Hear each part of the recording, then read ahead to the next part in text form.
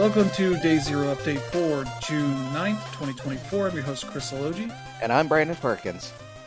Yeah, two-man crew because Dan Rib is down in LA doing a summer game fest. Yep.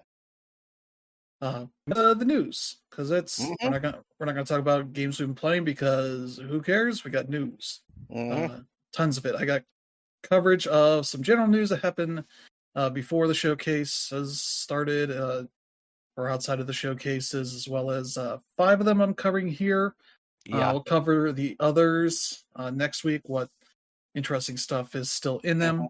But we got the Guerrilla Collective showcase, which I pared that down quite a bit because there was way too many games in there.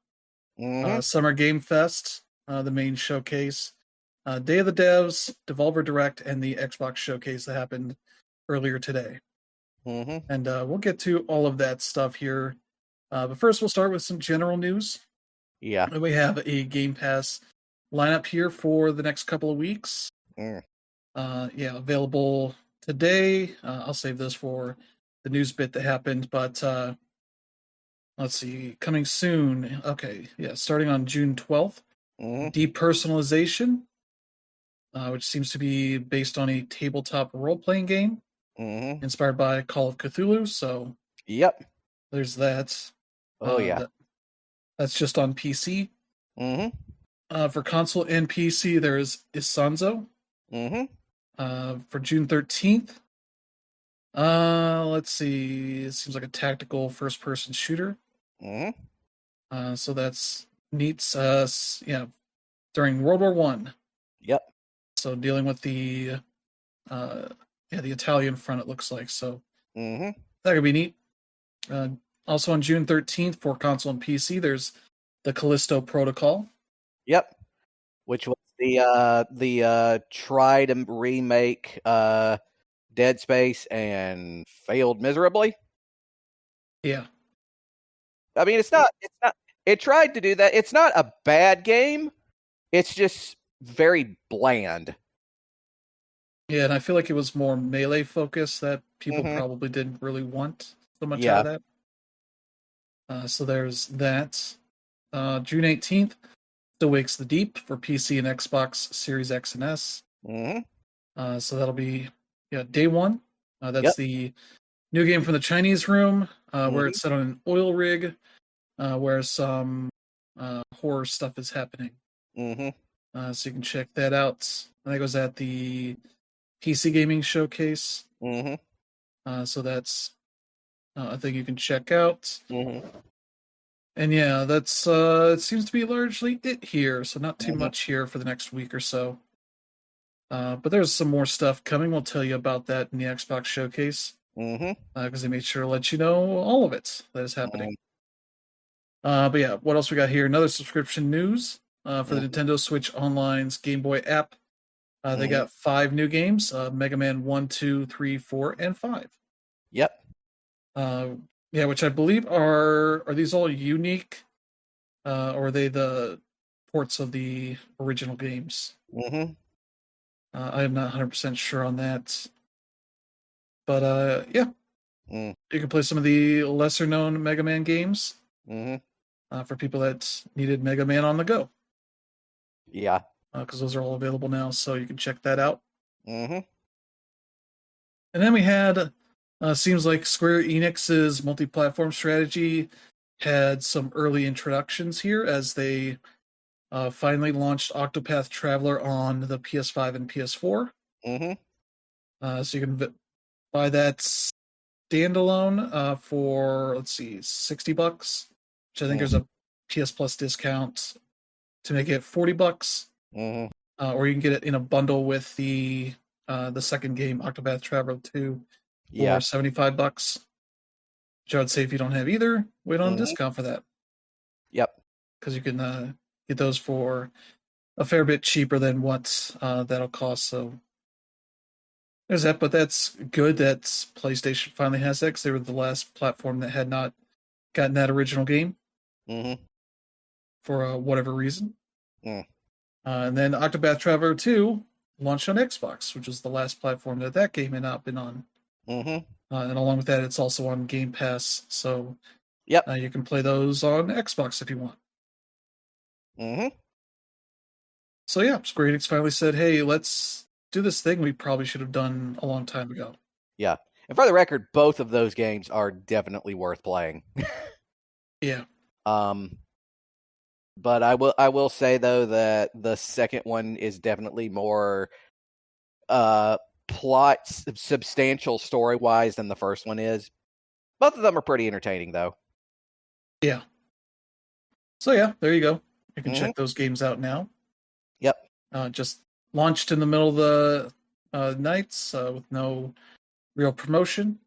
So that's how that series goes, I guess. Yep. But yeah, we got a date here for Flock. That'll be out July 16th.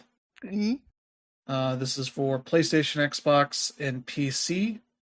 And I believe it'll also be on Game Pass as well. So you can check it out. It is a sort of creature collection kind of game, maybe more in the vein of like a creature research kind of game. Yeah. Where you're kind of a person who's researching these different bird creatures, all their weird eccentricities and all that. So yeah, you're kind of doing a bunch of different stuff, exploring this world and finding new creatures to research and maybe even ride some of them. So that's a pretty cool game from Hollow Ponds, which has done some cool stuff, and Richard Hogg, who's the artist on this game. It's very much got his art style all over this. So that's cool. That'll be out in a month. So I'll be looking forward to checking that one out. Yep. So there you go on that front. Next up, we got finally some news about the. We knew that Sony was working on a adapter for using your PlayStation VR 2 on PC, and they finally announced the details on that. It'll be out August 7th for $59.99. A little bit steep, but I think for the work that has to go into this kind of thing, seems like it's probably going to be pretty worth it if you have a PlayStation VR 2. Yeah, that they do have some caveats here. It requires a display port 1.4. So you have to have, I believe, a DisplayPort cable to plug into this adapter, as well as I think there's also a need for a USB C cable as well. I assume they'll have some more details on all of this, but because it's work getting this headset on the PC, it does not support all the features because I believe some of these features aren't regularly supported in PC VR games at the moment, so they're not doing the extra work to get that stuff working. But yeah, you got let's see, HDR won't be working, the headset rumble, the eye tracking or the adaptive triggers or haptic feedback working through the controllers, because I think those aren't really features that VR controllers have or other VR headsets really have. So that stuff's not available, but it does support the full resolution, 4K visuals, the field of view, the finger touch detection on the controllers, and the see-through view, as well as the foveated rendering and the 3D audio support. So that's good. And yeah, let me see what else here. Yeah, while they have Days of Play going on, you get $100 off PSVR 2 and the Horizon Call of the Mountain bundle. So yeah, you get some of that. And also you need a Bluetooth adapter, I believe, for the controllers. So they say here some Bluetooth adapters may not work due to Bluetooth adapter compatibility. So that'll be, they say they'll share more details on recommended ones closer to launch. So, but I believe they are putting this out in, I want to say on PlayStation Direct as well as select retailers. So people should be able to check that out. And yeah, I'm probably going to get this because the specs on this for what they recommend seem to fit pretty well with what I have. Yeah. On my PC. So Yeah, and unfortunately, I still use a potato, so Yeah. still going to be a little while until I can enjoy something like this.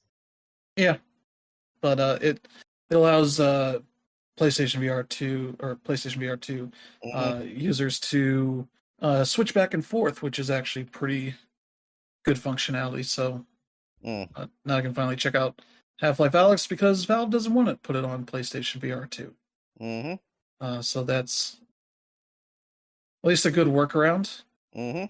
But yeah, there you go. That's yeah, they call out Half-Life Alyx, Fallout 4 VR, and War Thunder, Mm-hmm. which I guess never got a VR update on PlayStation, unfortunately, but still Mm-hmm. options there for people.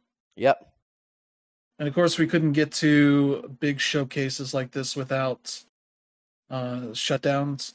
Mm-hmm. Avalanche Studios, unfortunately, is the victim this week, Yep. as they have laid off 9% of staff, as well as their New York and Montreal locations, Mm-hmm. which I believe their Montreal location was a studio that they purchased Mm. less than a year ago. Mm-hmm. So it seems like something must have happened that has caused them to have to rethink these locations. So let's see, they Mm-hmm. still have Stockholm, Malmo, and Liverpool. But the New York and Montreal offices. New York was the one that made Just Cause 3 and 4. And I forget what else. That might have been the Rage 2 developer team there, but not Mm-hmm. 100% sure. But yeah, unfortunate. Hopefully they keep getting some business because they had a game with Xbox that Mm-hmm. I'll spoil that did not show up at the showcase. Contraband that they announced a couple of years ago. Mm-hmm. I think we have not seen any sign that it still exists, but maybe that's part of the reason for this, losing Mm. contracts. I don't know. But yeah, there you go for some unfortunate news. Mm-hmm. And but in slightly better news, Yacht Club Games has announced that they are holding a Yacht Club Games Present showcase Yep. on June 14th. Yeah, I'm hoping um that this will be the moment where they're finally going to hopefully reveal a release date for their upcoming the game they've been working on, Mina the Hollower. Yeah. Because I really want to play that. Um, so yeah, hopefully we'll find out about Meeting the Hollower this time. Because it's been like 2.5 years now. So yeah. Yeah. I believe I'm backing that so I have access to their Mm-hmm. secret Discord channel for that game. Mm-hmm. But they send out updates every month or so, Mm-hmm. talking about what they've been working on with it. So it's Mm. still chugging along. Yep. In fact, I can look at it right now. There's not much activity here because there's not much to talk about. Mm-hmm. So yeah, but yeah, let's see. Oh yeah, Brandon, move your mic a little bit. You're breathing on it. Yeah. Okay, so yeah, let's that's the news Mm-hmm. outside of the pure announcement showcase stuff. Yep. So we'll get to some of the showcases here. Mm-hmm. We're not going to talk about every little thing here, but we'll talk about some of the more interesting stuff. Mm. Guerrilla Collective here had a ton of games. A lot of Mm. them just being like, "Here's our game. It exists. Mm. Bye," and then that's all. But Yeah. there were some pretty interesting stuff. We got an announcement of a ukulele remake Mm-hmm. called Yuka Replayley because that's their pun there on top of Mm-hmm. the pun that was already the name. Mm-hmm. But they are remaking it with better visuals for, I assume, all the new consoles and PC. They didn't really give any specifics on platforms, but or even dates. So, but they do mention that they've gone over the visuals a good bit Mm-hmm. to improve it and tweak some stuff. Yeah, they improve it to existing in-game challenges and many entirely new challenges to discover and undertake. Mm-hmm. There's a new collectible currency. They have a new world map and Yep. challenge tracker, so you can find stuff a little more easily. Yeah, bunch of new tonics, which I guess are kind of accessibility stuff. Mm-hmm. customize your playstyle, whatever that works as. I've not played a ton of the game, so I don't know everything that's in it. They worked on the controls and the camera, and yeah, the original score as well as a beautifully arranged orchestral score. So there's some more music in there, but yeah, that's pretty cool. Yeah, so that'll be happening at some point. More ukulele for people that want to check that out. Let me see. Yeah, there's Deathbound, a new Souls-like, but from indie developer called Trial Forge Studio. They showed off a pretty interesting trailer where basically you have a party with you, but they're not necessarily traveling as a party like separate characters. You kind of swap between them as you're going. Just swap your body out for the other ones. So, and I believe you can recruit more people as you go. So, that's a pretty neat idea there. So yeah, that's pretty neat. That does not have any date, but that's PS5, Xbox Series X and S, and PC. Yep. We got a new Volgar the Viking. It's Volgar 2. Volgar the Viking 2 was announced. It'll be out August 6th. If you did not play the original, it was kind of a retro style action platformer, but very exacting in what it required of you for platforming in action. It did not let up on you, did not really checkpoint too much. You often checkpointed back to the beginning of the stage. Yeah. So it did not go easy on you. But neat thing is they are letting you pre-order this new game. I think for $20, I want to say. But if you do not own the original, they have a bundle as well, so you can get both for a discount. Yep. I know on PlayStation, I think it was $25 for both of them, which seemed like a pretty good price for that. But yeah, they're gonna have more ruthless gaming for you to challenge your skills. So there you go. That'll be out pretty soon. There's Neon Blood, which was a pretty neat looking game. This is coming to everything. By the end of the year, hopefully. Yeah. It is a sort of cyberpunk adventure RPG game. So you got that kind of cyberpunk setting to it, and you're playing a dude that's like going around, I assume, trying to solve some kind of mystery, something like that. But along the way, you get into fights that are kind of turn-based RPG kind of fights. So it has a really neat look to it. So that's something you can check out. Let's see. We got Project Tides. This is a new game from Fabres, the developer of Demon Turf and Slime Sun. They're calling this the first truly expressive 3D platformer.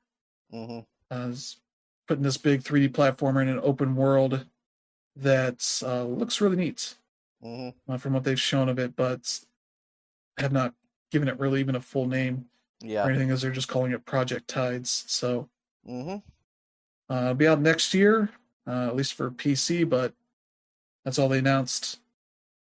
Let's see, we got Anton Blast the Dynamite finally coming to PC on November 12th. That's a game that's was it Pizza Tower? That's influenced Pizza Tower, but Pizza Tower got out first, so that one's the quote-unquote first game of this Wario Land style platformers. That's this one's finally coming out, so might also be on Switch. They didn't put any dates or platform stuff on this, so as far as I know, PC is just it. But that's maybe one of the problems I had with these showcases is a lot of like indie devs that are releasing stuff on multiple platforms only put one in their trailer, and it leads to a lot of confusion at times. But there you go for that. Let's see, we got a game, Post Trauma. This is a neat looking horror game coming to PlayStation 5 and Xbox Series X and S and PC. It's coming out this fall. So that's a neat looking one. Yeah. Let's see what else we got. This new Five Nights at Freddy's game called Into the Pit. Yep. That is kind of I assume stylized after like Clock Tower from its vibes. as you're playing a 2D retro kind of game Mm-hmm. to it. So they're doing more adventure stuff there as you're trying to save friends and Mm-hmm. other people that are trapped in the restaurant. So Mm. there you go for that. That'll be on everything at some point when it launches. Mm-hmm. We got Sky Oceans Wings for Hire. Yep. That is a pretty neat looking game, very much um, influenced by Mm-hmm. what is it? What's the Sega pirate game that was on Dreamcast? Let me look that up real quick here. Are you talking about Skies of Arcadia? Yeah, that's very much the vibes that they're going Yep. for with this. I mean, even the lead character kind of looks like the guy that you play in that game. So yeah. Yeah, they got that, and then the battle system is pretty interesting. As you're kind of in dogfights with your ships, and Mm-hmm. you do a lot of turn-based battles with that. So, Mm. so that's pretty neat. That does not have a date, I believe, but it is coming to everything: Mm-hmm. PlayStation, Xbox, Switch, and PC. So that'll be neat. Yep. Yeah. Then we got Bittersweet Birthday. Yeah. This is a neat looking game. It's an action RPG. Mm-hmm. Coming to everything. Yep.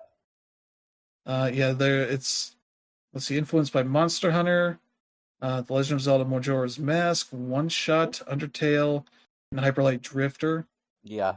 So it's got some pretty interesting kind of vibes here as you're doing a lot of fighting, Mm-hmm. bosses and enemies and such, but also has a lot of side stuff for you to check out. So, yeah, that looks pretty neat. That'll be out early next year. Then we got Echo Generation Midnight Edition. This is coming to PC and Switch Mm-hmm. on June 9th, June 19th. Wait, Mm-hmm. that's not the date I have here, but I'll fix that. Yeah, that is a remastered version of the original game that is getting some. Yeah, they're adding fast travel, a quest tracker, Mm-hmm. refining the combat, some new localizations in there, and improved graphics. So let's see. No idea that they're updating the Xbox versions yet. So that might be interesting to see. But Yeah. yeah, that game's really good. Mm-hmm.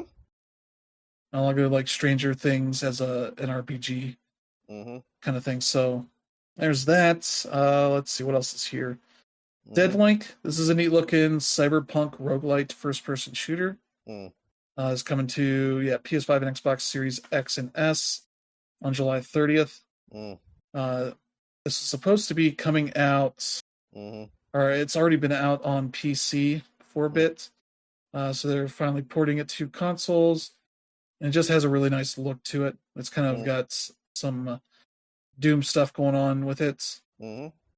but just has some really good chaotic combat to it that looks really nice. So that's one you can check out pretty soon. Mm-hmm. Then we got Bloodless. This is like an action adventure game, kind Mm-hmm. of retro styled. They'll be coming to PC on August 29th. So that looks pretty neat. They have a demo. It's out now as part of the Steam Next Fest. So you can check that out. And then the last one here, Crypt Custodian. This is a Metroid style game Mm-hmm. about cleaning up the afterlife.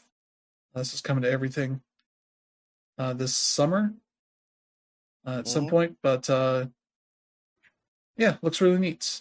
It's got some kind of like Studio Ghibli kind of vibes to it, so that looks really nice. So yeah, that's your Guerrilla Collective summary of sorts. So we got some nice stuff there.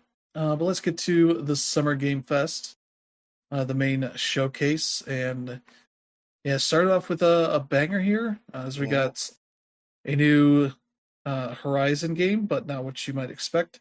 Lego Horizon Adventures that is coming to the PS5, the PC, and the Nintendo Switch. As a bit of a surprise choice there. This will be out this holiday. Mm-hmm. But yeah, it's kind of a Lego style game, but set in the Horizon world. Mm-hmm. Looks really nice. They've already done some Horizon sets for Lego, so this makes a lot of sense to kind of build a game around that. Mm-hmm. And seems to have a bunch of characters here from I think both games, so that's pretty neat. So yeah, there you go. That's one to keep an eye on.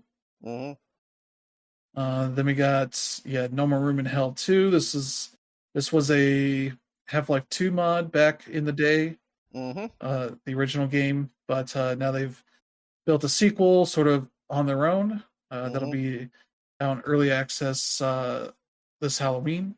Mm-hmm. And that's from the Chivalry developer, Mm-hmm. Torn Banner Studios, and looks pretty neat. If you want some co-op zombie shooting action. Then we got this Harry Potter Quidditch Champions. Mm-hmm. They're trying again to make a Quidditch game that people will want. Yep. This is on everything, September 3rd. It'll also be on PlayStation Plus Essential.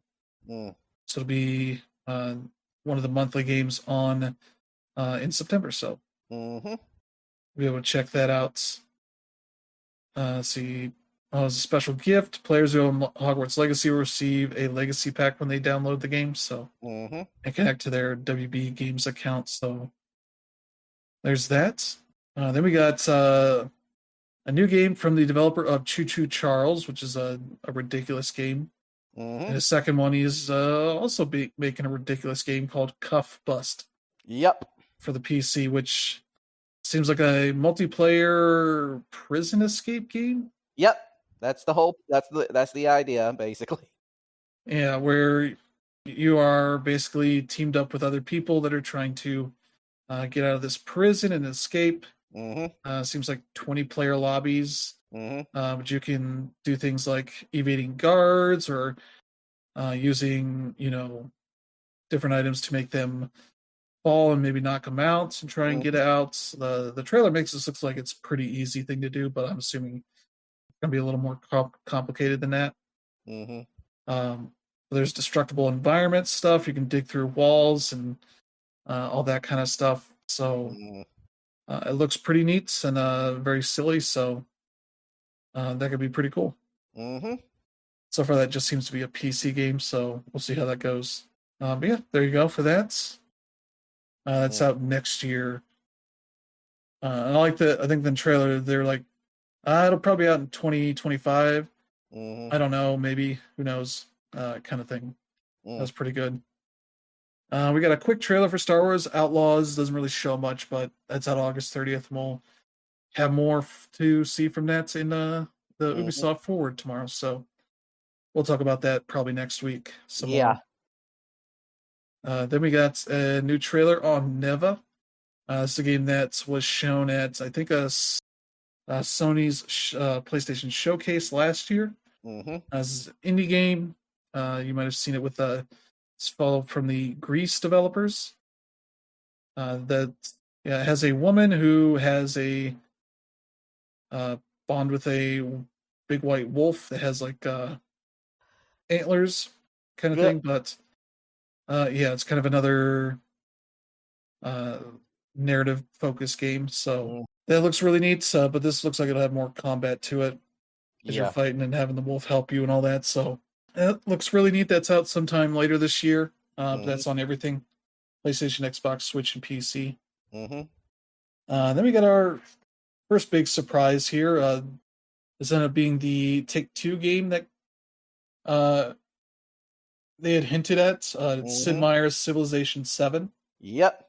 And the big surprise is it'll be on consoles at launch. So it'll be on PlayStation, Xbox, Switch, and PC when it launches sometime in 2025. They say they're going to do a big full gameplay reveal in August. But the neat thing was we also got to see Sid Meier for the first time in a while. Yeah. Because he was part of the trailer and it's like, oh man, he's aged a bit. Oh, yeah. He's been around for a long time in this industry. Genuinely. I mean, his first games came out like in the 80s. Yeah. The Civ series is like at least 30 years old at this point. Mm-hmm. So yeah, I don't think he's the director or anything on these games anymore. No, it's more like he's like an executive producer, spokesman type role. Yeah. Oh yeah, that'll be interesting to see what a Civilization game looks like that Mm-hmm. is made for consoles from the out fronts. Mm-hmm. So yeah, that'll be fun. Then we got a new trailer for Black Myth Wukong. Yep. This still doesn't have a date or anything to it, so Mm-mm. still be waiting for a while. But Yeah. you can pre-order it now, I guess. Mm-hmm. But yeah, it'll be coming to PS5, Xbox Series X and S, and PC. Mm-hmm. So yeah, you can check it out. How much are they charging? I assume 70, $60 on PC. I don't know if they link the other versions here. Mm-hmm. Okay, the Xbox is not launching with the others just yet. They said there's a delay on that, but oh wait, this is launching August 20th. Why? How did I not get a date out of this? Yeah. Okay, that's a lot sooner than I thought. I thought it was still Mm-hmm. quite a ways away. I don't know why you put it up for pre-order if it's not out Mm-hmm. anytime soon. But yeah, it does say it says August 19th, so I don't know. Mm-hmm. I don't know. Whatever. That's coming out soon enough. Mm. I hope to get a big action game based on some Chinese mythology. Mm-hmm. The 50th game based on the Journey to the West. Mm-hmm. So there you go. Then we got Yeah. a new PC game announced, Mm-hmm. Once Human. It's going to have beta test here starting tomorrow on June 10th to the 17th. Mm-hmm. That'll be out July 9th. It's a big open world multiplayer survival game, so Mm-hmm. it's another one of those. Set in the Mm-hmm. post-apocalypse Mm. the post-apocalypse, so that could be neat. Mm-hmm.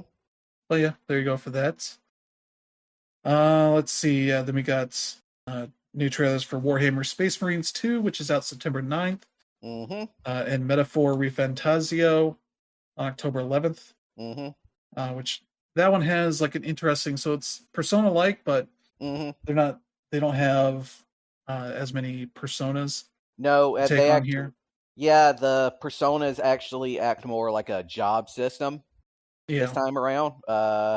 Also, there's like a lot of like weird little touches that make this very unlike your typical fantasy world RPG. Uh, Among other things, there's the fact that all the monsters look well persona. yeah, Yeah, just crazy looking, and apparently they're all called humans, which is like incredibly weird. Apparently their word for monster is in fact human. And there seems to be this weird thing where apparently their ideal version of a fantasy world is us. We are their ideal fantasy world. And it's really weirdly meta and everything. And it's just, God, I can't wait to play this. I really can't. yeah. It's almost like it's a metaphor. A metaphor. Yeah. Like that's why they named it Metaphor. Mm-hmm. But yeah, there you go for that. That's still October 11th. Mm-hmm. Then we got our first look at Batman Arkham Shadow, the Quest 3 exclusive Mm-hmm. Batman Arkham game, Mm-hmm. which looks all right. The big boss this time is the Rat King, Mm-hmm. which I'm like, that's a TMNT boss. Mm. Can't fool me. Yeah. But yeah, that'll be out this fall at some point. But yeah, let's see. Then we got a new trailer for Street Fighter 6, their next wave of characters, featuring Terry Bogard and Mai from King of Fighters, as well as Elena from Street Fighter 3, and M. Bison returns, Zombie M. Bison, as Return from the Dead. So you'll be able to check out all those in the next wave, which I'm assuming they'll probably announce the dates for when that stuff starts coming out. Probably at the whatever the Evo, whenever that happens later this summer. So I'll check that out. Let's see, we got Tears of Metal for the PC, which seemed very much like a big roguelike Dynasty Warriors Yeah. kind of game, but set in Scotland. Mm-hmm. As you play a big red-haired tiny man who gets killed a lot. But you use that to upgrade your character and do better the next time. So there's a lot of that going on. That looks pretty neat. That'll be out next year. Let's see, we got a date for Dragon Ball Sparking Zero, which is October 11th. So you're going to have to make a choice between Meta 4 and Dragon Ball Sparking Zero. Let's see, we got an announcement that Delta Force Hawk Ops is coming to the consoles, PS5 and Xbox Series X and S.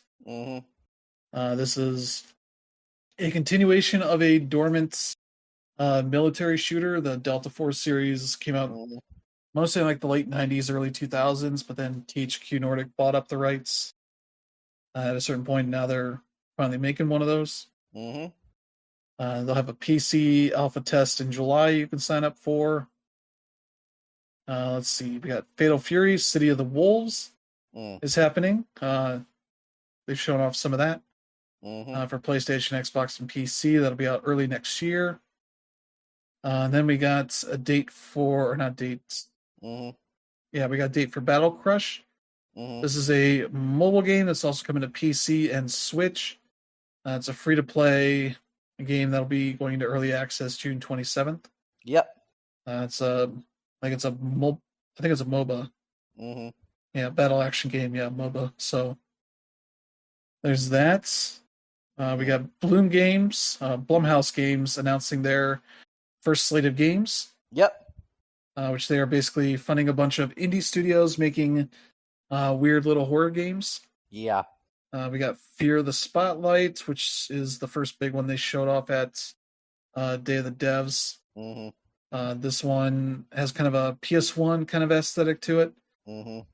But yeah, it features two teen girls who sneak into a school after hours and decide to pull out a Ouija board to do a seance, and then things go bad, and the girl you control has to try to get through the creepy school and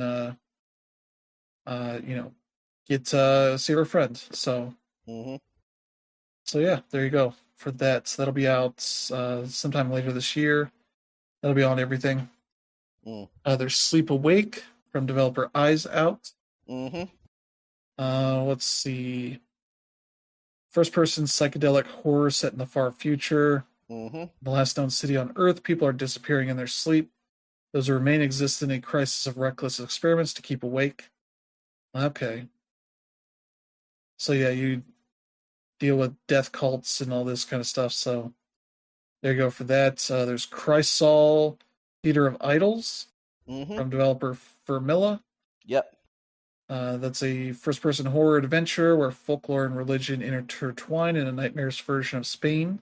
Yeah, and it looks like a lot of the enemies you fight in that are like all of those kind of somewhat creepy painted statues that you see in cathedrals over there. Yeah. Which is like, that's I was like, wow, how come nobody ever thought of this? Yeah. Because I'm like, Blasphemous did it. So yeah. I don't know why you can't do it in the first-person shooter mode. So yeah. And they feature mechanic: the player must sacrifice their own blood to use as ammunition. So yeah, that's more or less kind of like Blasphemous. Yeah. Let's see. Next one here, the Simulation from Blamey Studio. Let's see. Never before seen horror game is the only evidence found at a crime scene. As a retired game designer hired to investigate the case, you find a hidden mode that plunges you into a rabbit hole of the unknown. Yeah. As more obscure games are uncovered across the fourth wall of their worlds, delve deep into terrifying truths that transcend their own reality. So that's interesting, playing a bunch of small games, I guess. Let's see. The next one here is called Grave Seasons from developer Perfect Garbage. It's basically a life sim game, but where creepy stuff starts happening. Potentially with a supernatural serial killer hanging around the town. So there you go for that. And then the last one here is called Project C by developer Half Mermaid Productions. Yeah, this is from Sam Barlow and Brandon Cronenberg. Yep. Worked on Possessor and Infinity Pool. And I'm pretty sure is the son of David Cronenberg. Probably. Yeah. So yeah, there you go for the last one and the most mysterious. Because I think all these are kind of just teasers, and this one just has names in it. Mm-hmm. So there you go. Interesting crop of horror stuff. Mm-hmm. So there you go on that. Let's see. Next up here, first example of the effect of Teenage Mutant Ninja Turtles, Shredder's Revenge. Mm-hmm. As let's see, Digital Clips announced a new Mighty Morphin Power Rangers game called Mighty Morphin Power Rangers Rita's Rewind. Coming to consoles and PC later this year. It's basically a big retro brawler, very much in the vein of like a Turtles in Time kind of thing, featuring the original Power Rangers, red, blue, black, pink, and yellow. So I assume you choose between them for this, but yeah, that could be pretty cool. Yep. Yeah, all the original Dinozords. So yeah, that looks pretty neat.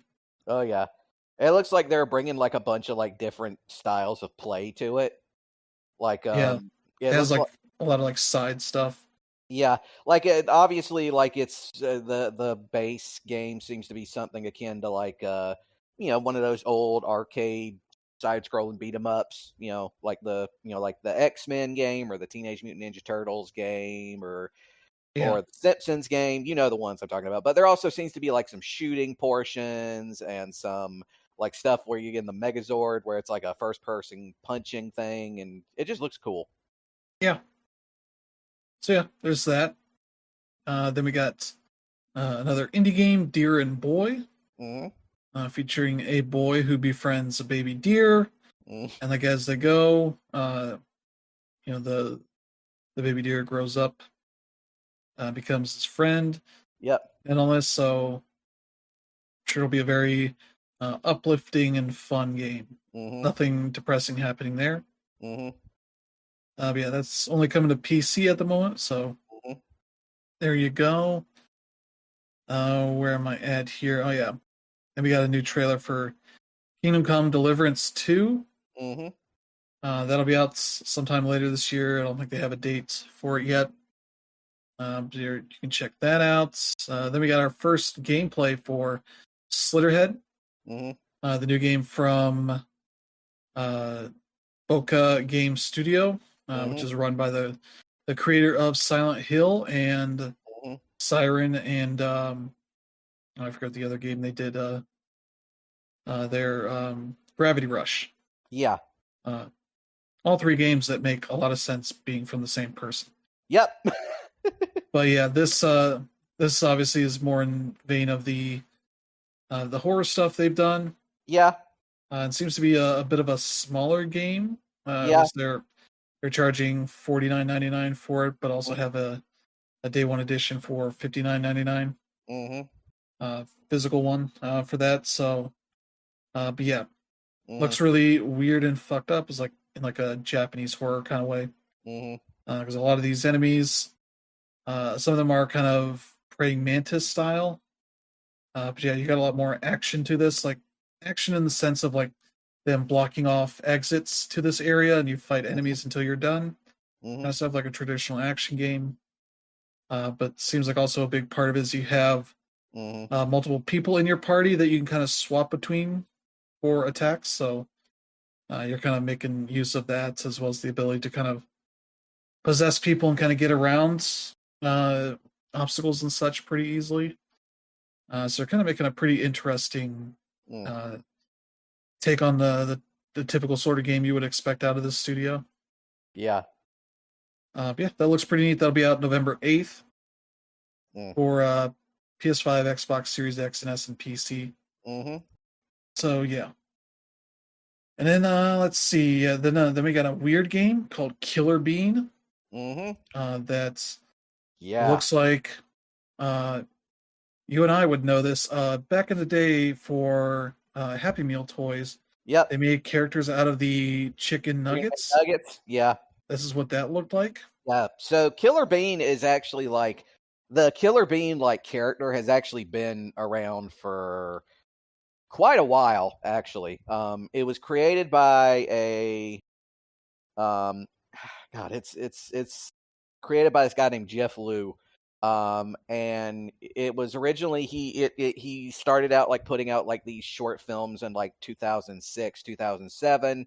Then he put out like a full-length feature-length movie that he made almost completely by himself, called Killer Bean Forever. That came out in 2008. And he then put out like a series on YouTube that lasts for a little while. There's also like a mobile game, but yeah, he has basically been working on this game since like before like 2021. Yeah, So yeah, it's one of those things that's been a long time coming. yeah, and I believe he has play tests going on. Yep. So I'm looking at their Steam forums, and one of the pinned things is the developer Mm-hmm. with the title "I am now in crunch mode," Mm-hmm. working on the playtest. So there you go for that. It's hard to describe. It almost looks like if the Saints Row devs made a Mm-hmm. very stupid, absurd game. Mm-hmm. Not even like what they were making, those kind of games. This looks more like if you made a bunch of absurd, like Matrix inspired combat Mm-hmm. stuff, as he's doing a lot of weird stuff like jumping out of a window in a building and Mm-hmm. shooting a guy that's in the next room through the window Mm-hmm. as he's falling out. And I assume there's no like fall damage or anything. Mm-hmm. Then there's also like jumping in the air as the guy's throwing a grenade at him, picks up the grenade mid-air, does like an under the leg dunk kind of animation before he throws it at the group of enemies and kills them. It's a lot of very silly animation stuff there that Mm-hmm. adds to what looks like a ridiculous game. So that's pretty neat.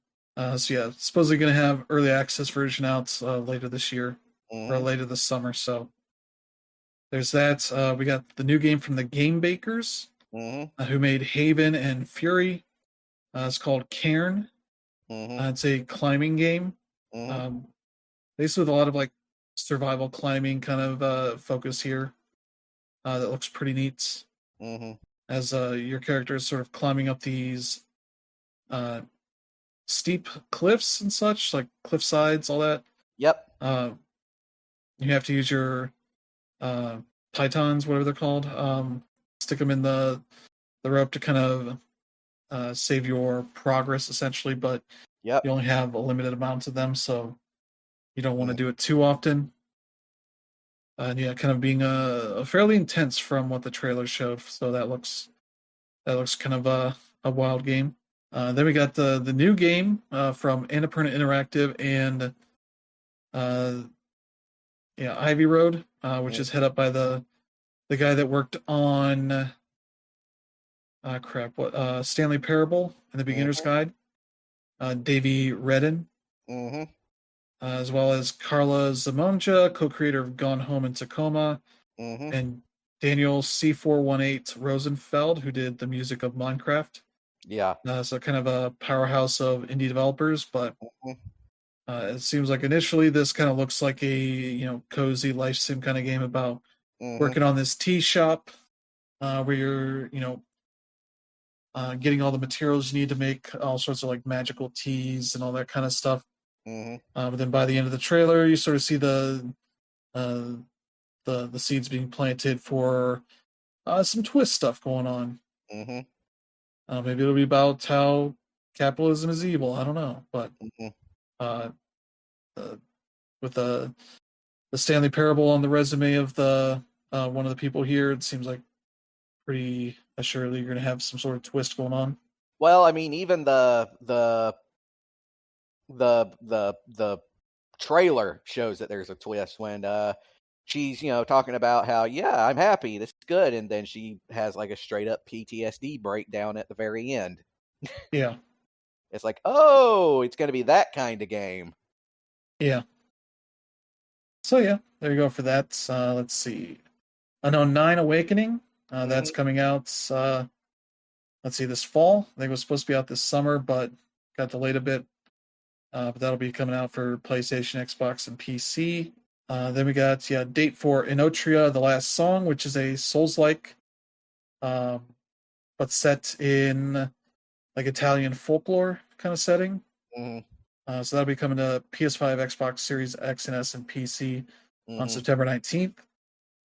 Then we got The First Descendant has a date, July 2nd, for PlayStation, Xbox, and PC. That is a free-to-play, RPG shooter, kind of Destiny-like, but I think you're in third person. Yeah. But it has a lot of ideas that Destiny was doing pretty well with, so that's pretty cool. I'm looking forward to that. Then we got Innersloth had an announcement that they are starting a new kind of publishing label. Probably not technically a publishing label, but it is basically like an indie fund of sorts, as they wanted to use some of the money that they had to help other developers. And they've funded 9 games. They announced a few of them here.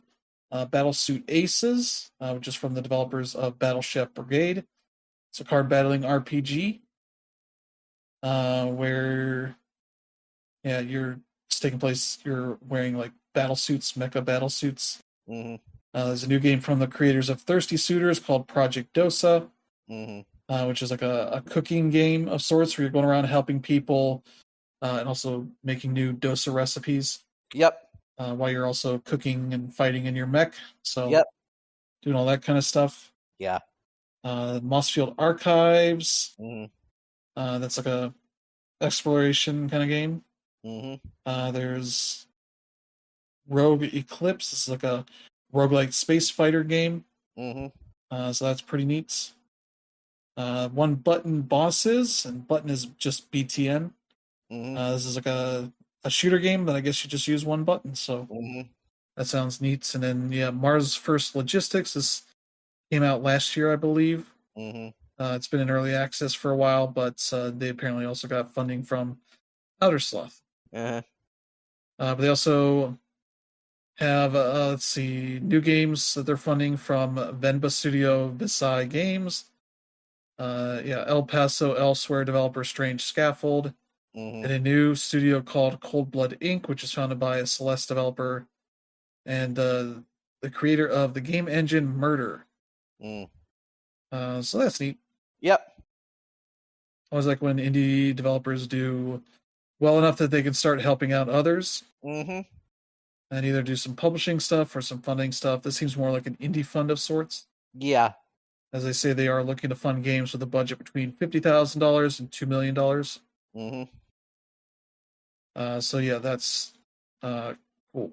They're hoping to recoup their investment from devs, but are not being obsessed about that. They're not going to meddle in developers' affairs to tell them what to do. Just kind of give them money and see what kind of cool stuff they can do.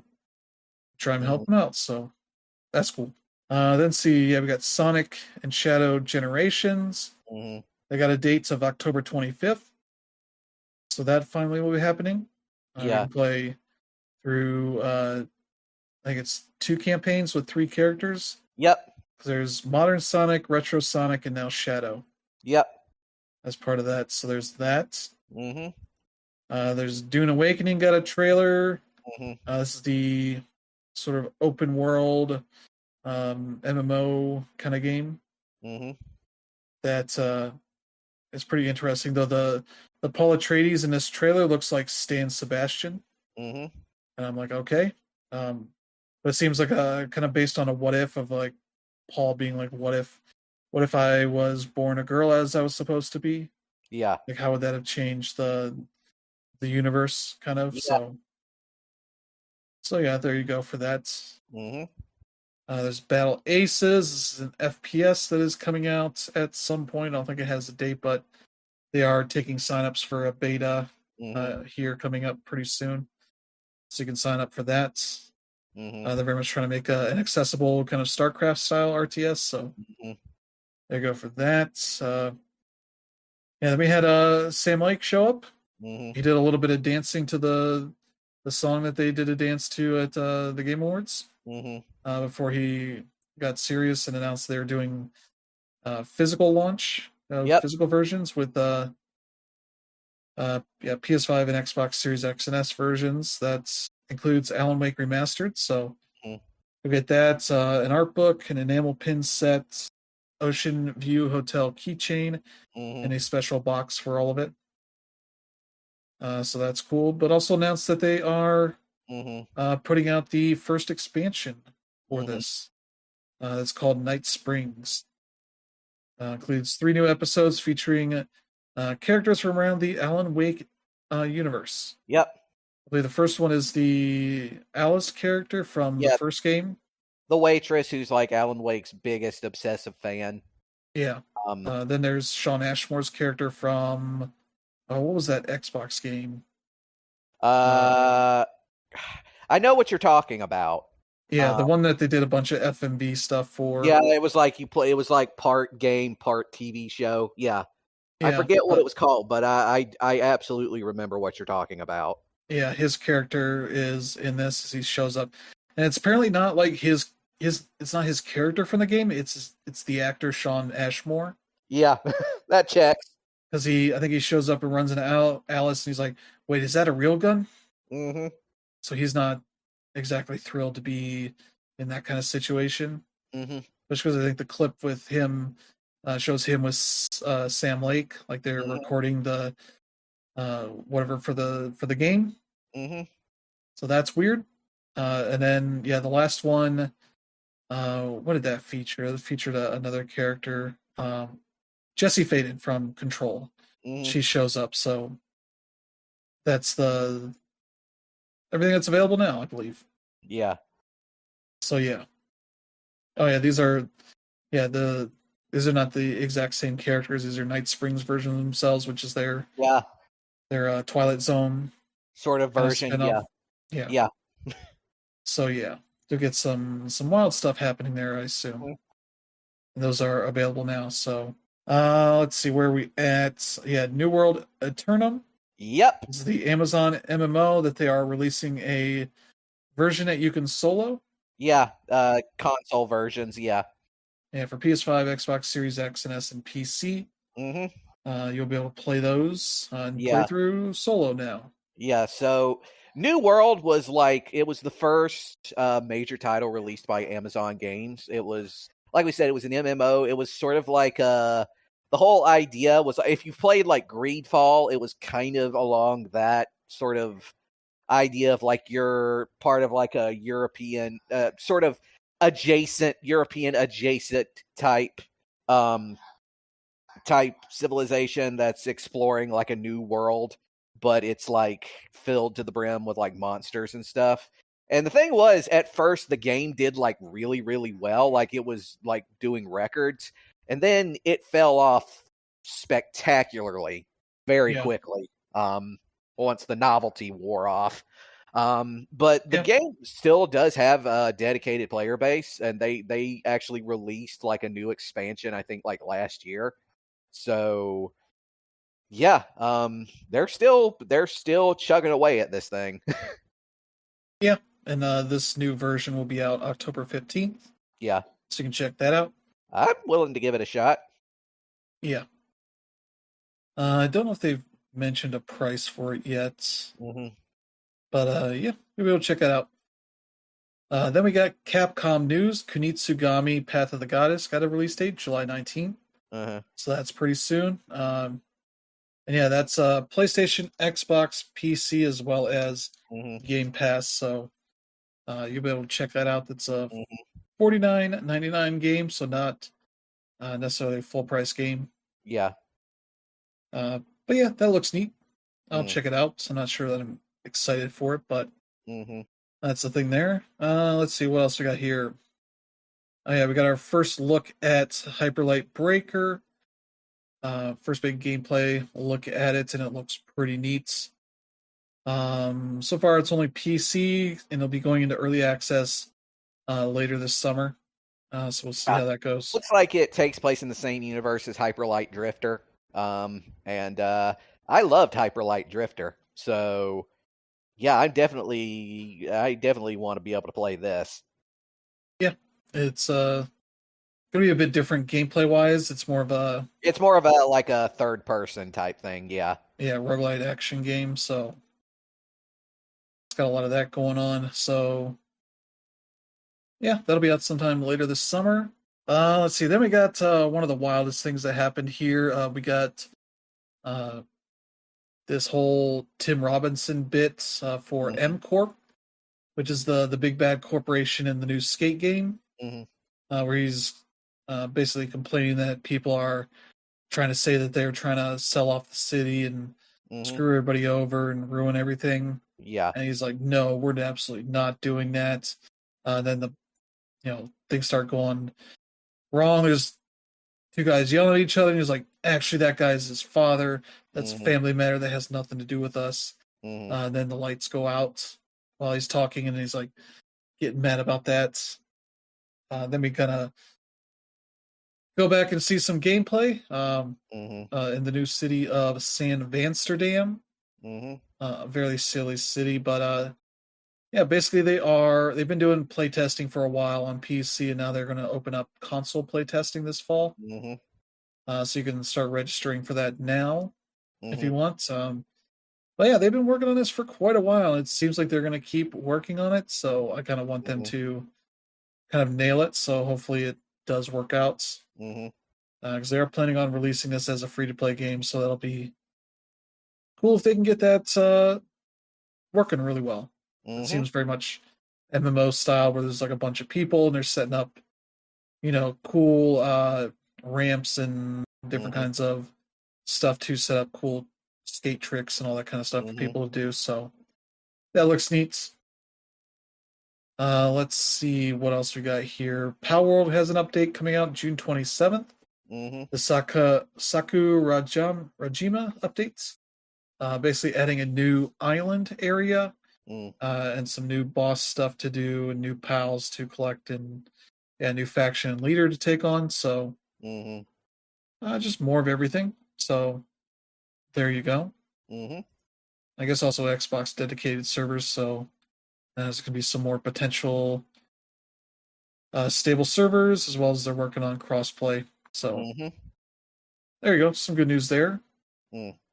Then we got a bit of another surprise. Valorant is coming to consoles, the Yeah. PS5 and Xbox Series X and S. Mm-hmm. Later this year, they're doing a limited beta here on June 14th. Mm-hmm. They're taking signups for that, so Yeah. you can do that.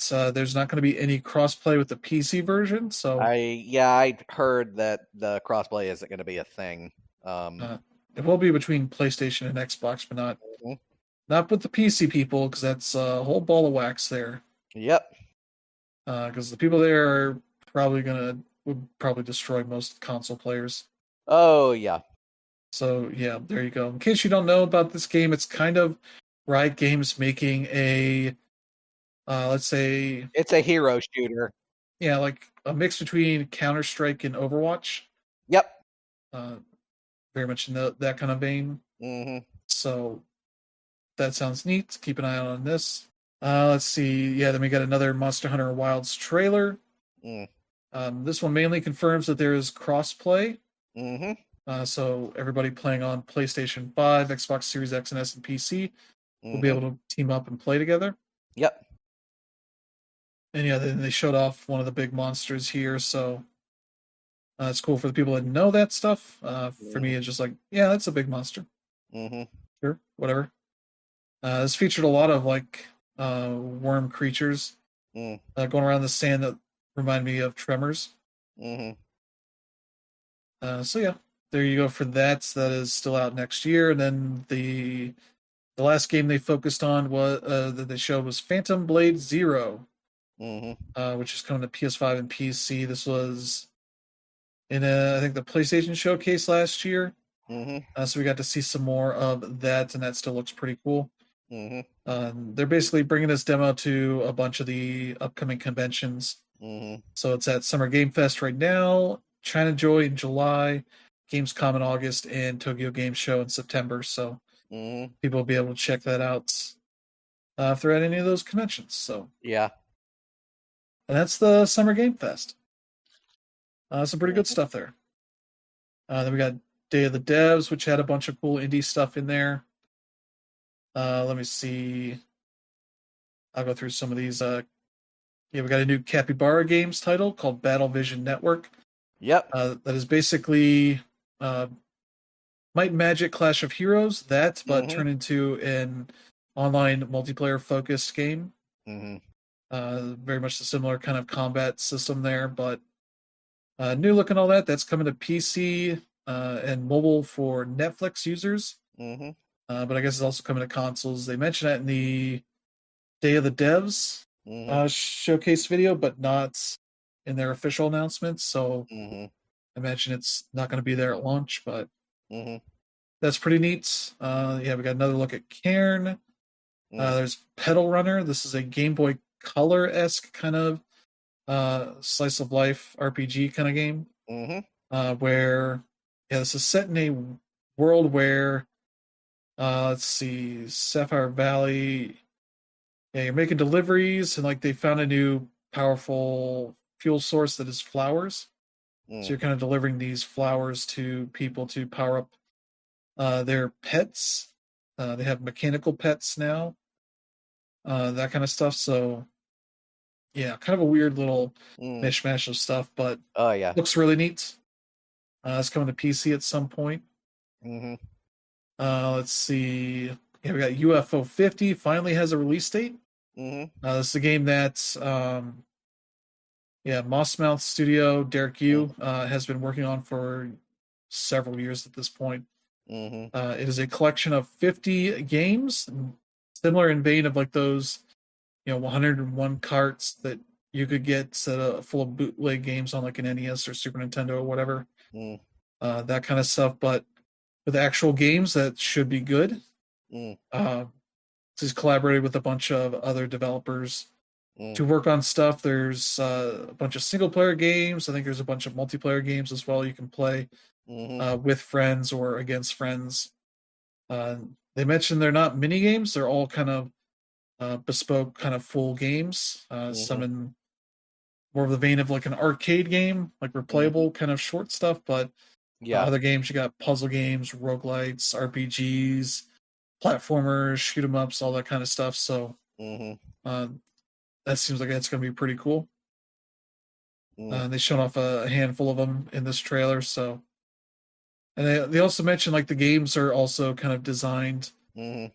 where you can see characters, show up in later ones. They're kind of a progression as well from their release. So you get some that are like NES styled up to like Super Nintendo, Mhm. and I assume some later stuff, but you'll see progression in series kind of developing here as well as characters getting into other games and all that kind of stuff.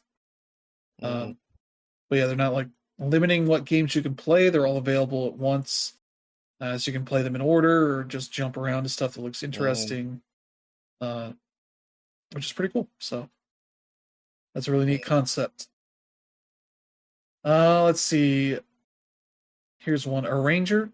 It's Mhm. coming to PlayStation, Switch, and PC in July 25th. I played the demo for this. There's a video of this on our YouTube channel. Mhm. This is the new game or the first game from developer Furniture and Mattress, Mm. which is founded by some really big names in indie development. There's David Hellman, Mhm. artist for Braid, Mm. so you can tell this is his art style. Nick Sutner's working on this, who's done a bunch of writing for various games. Mm. He was also at One Up when that was around, but it's kind of their writer and biz dev guy, all that. Mhm. Um, I forget who else is on this studio here. Um, I know they had some people of note. Mm. Yeah, here it is. Let's see. Yeah, Nicholas Reckabyron. He worked on a game called Ethereal.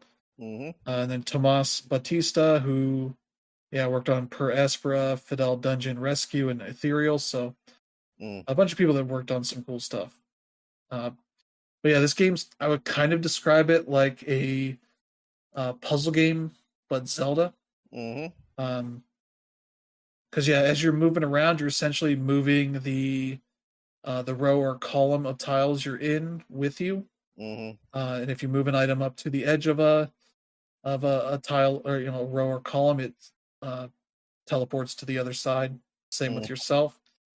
So a lot of the stuff I played early on was just dealing with that, and like an initial thing you deal with is this character that's on a ladder, and as you move around, you're knocking them over, and then you're like shaking the ladder, and then you knock them over and destroy the ladder. But you get up a lot of obstacles that you're like, oh, I have to zip around or find ways to manipulate stuff to get around obstacles. There's stuff that has like a rainbow border that are unmovable. You can't run into them or break them or anything. And it's got a really nice story that's developing here. Your character that's in this place that's supposed to be protected by some force field, but you want to get out there because you're not from this place. So you want to find out more about your parents and the wider world around you. Yeah. And like your progress of just getting around, you need to find keys and go through a dungeon with which you find, you essentially have a sword that's on the ground that you have to manipulate to run it into an enemy to kill it. And they're stationary, so it's not that complicated, but it's pretty cool in the way it's doing things. So I'm looking forward to that. That'll be out July 25th, so not too long from now. So yeah, that's one to check out. All right. Let's see. Yeah, they've got a game called Screenbound. This is pretty cool. It's only on PC right now. It is a game about the concept of trying to navigate the world while you have a Game Boy you're trying to play. And sort of the notion of like playing this game on a Game Boy while stuff is going on around you. But the catch is that the game that's on the Game Boy and the world you're exploring in 3D are the same game. So it's a 3D platformer essentially, but you have a 2D platformer on the Game Boy that you're playing. And you can only see the enemies on the Game Boy. So you can go run around and you'll get hit by them. Yep. But you need to jump on using your Game Boy to know where they're at to jump on them. As well as doing your attacks on those enemies. You get like a gun at a certain point. And when you focus in on the Game Boy, it acts as a shield, so you can block enemy attacks that are coming at you. But yeah, you're kind of exploring the environment, taking out enemies, finding stuff around there, and using these two different perspectives to get around. And it's a pretty neat idea for a game. So there's that. No date on that. There's Zoocosis, which you're basically running working a new employee that's working at a zoo that is seemingly going real weird and creepy and all that. So much so you're dealing with, so it's like a creepy horror zoo essentially. You see animals kind of morphing into weird shit and all that. So that's a weird little game that was there. Let me see. While Waiting is a pretty neat game. This is a game about going into like real situations where you just need to wait, and you get little games to play while you're waiting that don't really affect anything. But it's just kind of based on that concept of like, oh, I'm waiting for the bus. Well, what can I do to occupy my mind while I'm waiting? That kind of stuff. But not having a phone in this. It's built around like little fidgety kind of things to do. I think you even have like a little fidget ball to squeeze at times if you want. So that's another one there. There's Building Relationships, which is kind of a weird it's not a date sim, but it's like a friendship simulator essentially, where you're a building you're a building as in building relationships. It's got kind of a PS1 kind of level art style to it, but the way your building gets around is it just kind of rolls around in a very silly and absurd kind of way. But there's like somebody you can talk to that will give you new abilities, like ability to jump and do some other stuff. So you're just kind of exploring this area, talking to people, becoming friends with them, doing all this kind of stuff. So that's pretty neat. Yeah, there's a bunch of other weird stuff here. There's Tom the Post Girl, where you're sort of the person that shows up on this island of people that become increasingly weird and creepy, Mm-hmm. and you can kind of peek into their windows to see what kind of weird stuff they're doing. It's got a little bit of a creepy horror bent to it Mm-hmm. as you're delivering packages to people and doing all that kind of stuff. So that's neat. And yeah, Tides of Tomorrow is the last one I have. Has a link to it. This is from DigiArt. It's an Mm-hmm. ocean adventure game. Uh, yeah, it looks pretty neat. Yeah. Yeah, let me see. Yeah, from the makers of Road 96. Mm-hmm. It's kind of a survival adventure game about the Mm-hmm. ocean. So you're kind of world struggling to survive in the wake of the Great Flood. Mm-hmm. Daily plastification threatens to kill all living things. Steel yourself to face the numerous challenges posed by this ocean planet. Mm-hmm. Find a cure, explore floating platforms, or deal with the threats exposed by the community. Mm-hmm. So kind of a game that's dealing with maybe some climate change stuff. So Mm-hmm. there you go. That's the Day of the Devs. I have a link if you want to see more of stuff that got announced there. Let's see, we've got Devolver Direct, which is a weird. The video itself was about a dude that's kidnaps and Volvy, hides Mm-hmm. him in his house until the cops happen to find him. It's weird, but Mm-hmm. they announced a bunch of stuff here. There's a new update for Cult of the Lamb that adds co-op, Mm-hmm. online co-op. That's August 12th. The Crush House is coming out on August 9th. This is a PC Mm-hmm. only game. It's basically based on, like, say, the current culture of reality shows, in that you are running one for a season and trying to adjust the cast or whatever's going on to meet the demands of the audience.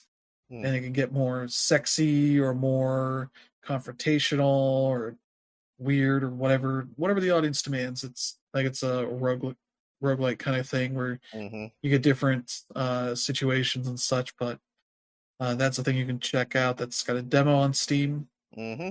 There's Tenjutsu, which is from the creator of Dead Souls Mm-hmm. or Dead Cells. Sorry, it's a game that he is making with Devolver. It's a roguelike action game. Mm-hmm. Very much kind of a Japanese cyberpunk kind of setting. Mm-hmm. As you're going around fighting a bunch of dudes, all that kind of stuff. So looks really neat. No date or anything. It's just very early, Mm-hmm. but looks pretty cool. They're doing an expansion for the Talos Principle 2 called Mm-hmm. Road to Elysium. It's Yeah. coming out June 14th. So Mm-hmm. doing more of that. Mm-hmm. Angerfoot is coming out July 11th. Only on Yep. PC right now, but it's a big action game. Yeah. First person action game where you are kicking everybody. Mm-hmm. And your weapons are essentially different shoes, so that you have shoes that might do fast attacks or more powerful attacks, or like an uppercut kick Mm-hmm. kind of thing, or maybe like a jump kick, a bunch of different kinds of stuff. So it's basically one of those kind of games of you just going around fighting dudes and doing a bunch of stuff. Mm-hmm. You might also have a gun as well for times when your feet aren't working. I don't know what the context is, but there's a demo, Mm-hmm. so I'll probably check that out. Then they ended with a game called Possessors. Mm-hmm. It's also from Heart Machine, makers of Heart Hyperlight Breaker.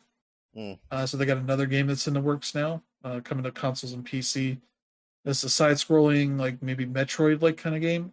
Mm-hmm. We didn't really get too much of a look at this, but it has a really nice art style as you'd expect, and looks really neat. So that's cool. That'll be out at some point. No date or anything on that, but there you go. That was the end of Friday's streams. Then we got to the Xbox showcase where they showed a lot of stuff, but also showed a lot of stuff that's not coming out anytime soon. We got Call of Duty Black Ops 6. It's out October 25th. That'll be on Game Pass. Let's see. We got a new Doom game, Doom the Dark Ages. Yeah. It's coming to Game Pass as well as PS5. So Mm-hmm. that's next year. Yeah. And it looks fun. Yeah, it could be pretty cool. We'll see how much it leans into either like Doom 2016's style of gameplay or Doom Eternal's style of gameplay. It's looking more Doom Eternal-ish. Yeah. Like one of his weapons is literally like a gun that like grinds up human skulls and then spits them out as ammo. Yeah. That's I mean, there's just nothing more to add to that. Yeah. And the way they describe this story is kind of wild. As is like getting to the origin of the Doom guy's rage, Mm-hmm. which I guess takes place back in the Dark Ages. I guess Mm. he has like a shield that he doesn't use as a shield. It's a weapon. It's another weapon he has. So it looks at least pretty silly, but we'll see how this goes. But yeah, that'll be out 2025, and it'll be a PS5, Xbox, and PC game. So Mm-hmm. there's at least one game, but they didn't announce PS5 during the show because why not? You had to find out on their Twitter account or whatever afterwards. But there's that. We got State of Decay 3. It's still happening, but no, not even a year on that, so that still seems a ways off. We got Dragon Age: The Veil Guard. They changed the name of that to The Veil Guard. That'll be out this fall. No specific date, but that'll be out this fall. We got to look at Starfield's main expansion, Shattered Space, which looks like more Starfield. That's out this year. They did not give a date, so that seems like that's going to probably be near the end of the year.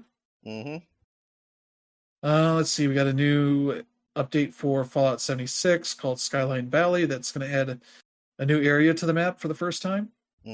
That's June 12th, so next week. Yep. We got a new game from Sandfall Interactive called Claire Obscure Expedition 33.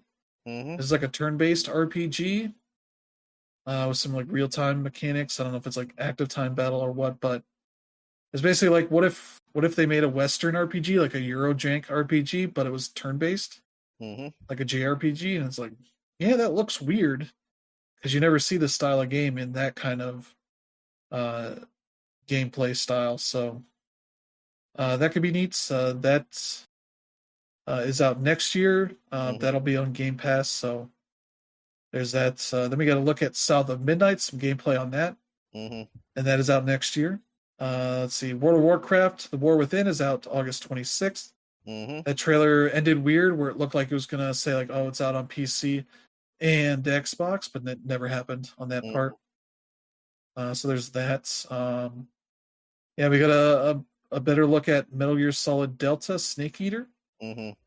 See more of that, so that looks interesting. Still looks weird because it's really high def, Metal Gear Solid 3, but we know Kojima's not working on it, so it's a weird thing. Sea of Thieves Season 13's out July 25th. That now includes PS5. Again, they did not mention PS5, but they're not going to limit the updates to consoles. So, let's see. Then we got Flintlock: The Siege of Dawn. That is coming out July 18th. It'll also be on Game Pass. So that's cool. I didn't realize this was the developer of Ashen, which was a Souls-like, really neat looking Souls-like that none of the characters had faces. But yeah, this one they have faces and also they have guns. And also the character you play is a woman of color and a really badass one at that. I'm like, I was looking at this. I'm like, yeah, this I'm into this. I want to play this. Yeah. So yeah, there you go. That'll be out next month. Let's see. Age of Mythology Retold, a remaster of the first Age of Mythology, is coming to Xbox and PC on September 4th. Yep. Then we got our first actual look at Perfect Dark. Yep, the new Perfect Dark. It's rebooting the whole franchise. Perfect Dark was originally a Rare title from back in the day. It was like their successor to GoldenEye. Yeah. They did 2 of those games. And then they just kind of sat on their the franchise didn't really go anywhere after that for a while. And this has been in just development hell for a while. Mm-hmm. As you have the Initiative, which was set up to be an internal Xbox studio, and they did not seem to have things going well, so they got Crystal Dynamics to help out. Mm-hmm. And yeah, you can definitely see some influence of that because it definitely looked like what if a Tomb Raider game was in first person. Mm-hmm. And some vibes of that, but it sounds like is this actual gameplay? Because there's been rumors of such that development has been not going well for this game. So it's like, is this sort of an ideal trailer of what they want to have whenever this is done, or is it actual gameplay? Looks interesting, but yeah, it's just kind of a shooter, a stealth-ish kind of shooter. Not really much context of what's going on, but yeah, looks like it could be good, but no date or year or anything. So it's still going to be a while on that one. We got our first cinematic trailer for the next or the first big expansion for Diablo 4, Vessel of Hatred. That's October 8th. Let's see, we got actual gameplay for Fable on Xbox and PC, listed as 2025. So that looks all right. But yeah, still gonna be a ways off for that.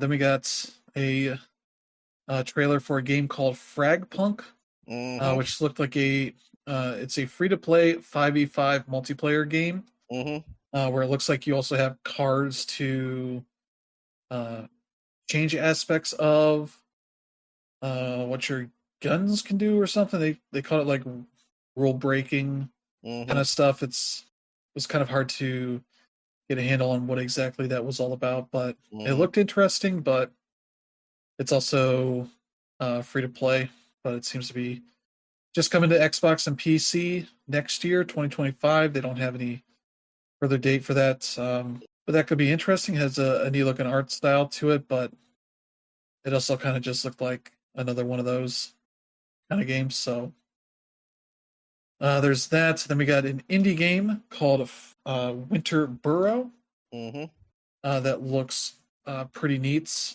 I'm trying to see if I can find. No, it involved essentially like mice in this like narrative story game.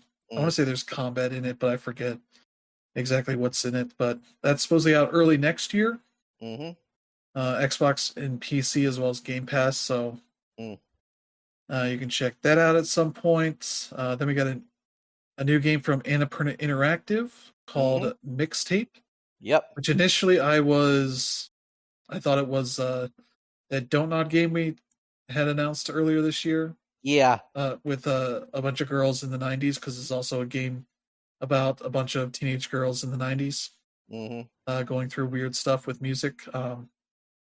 But yeah, it's an adventure game featuring a bunch of teenage girls and like a couple teenage boys who are going through some weird stuff in the 90s with be called Mixtape because they're listening to music. They have some actual 90s music from Devo, Roxy Music, Lush, The Smashing Pumpkins, Iggy Pop, Susie and the Banshees, Joy Division, and some others. Yep.